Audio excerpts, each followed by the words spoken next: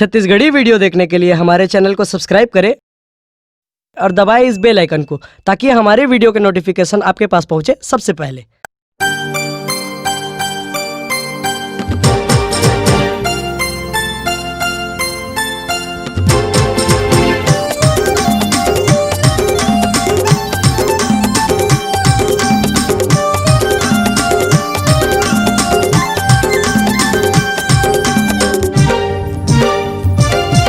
मोला जावन देना वो रानी मोर घर वाली है जंगाही। मोला जावन देना वो रानी मोर घर वाली है जंगाही।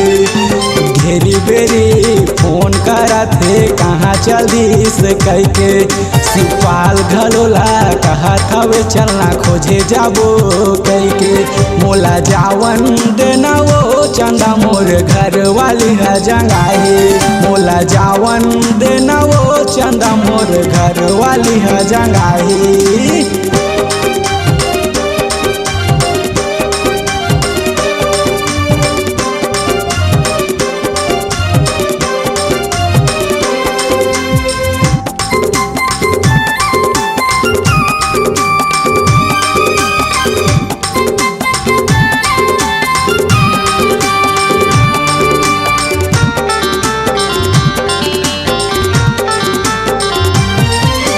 दस मिनट बबलाए त मोला लगा दे 4 घंटा।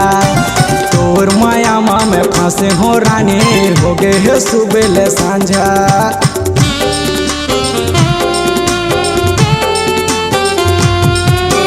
10 मिनट बबलाए त मोला लगा दे 4 घंटा।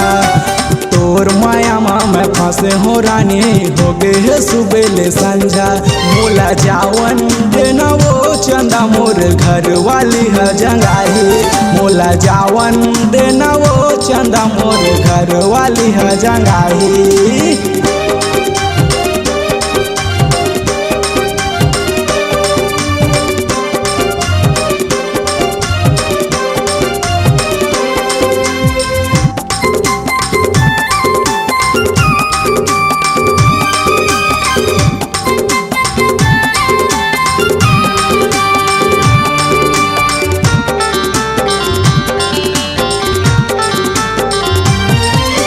फोन मोला झन लगावे वो रानी शक हो गए हावे बोला।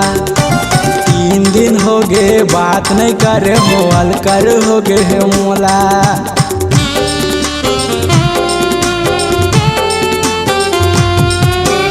फोन मोला झन लगावे वो रानी शक हो गए हावे बोला। 3 दिन हो गए बात नहीं करे हो अलकर हो गए है मोला। मोला जावन देना वो चंदा मोर घर वाली है जंगाही। मोला जावन देना वो रानी मोर घर वाली है जंगाही। घेरी बेरी फोन करते कहाँ चल दिस कह के दुर्गेश घलोला कहा थवे चलना खोजे जाबो कह के। अरे महेश घलोला कहा थवे चलना खोजे जाबो कह के।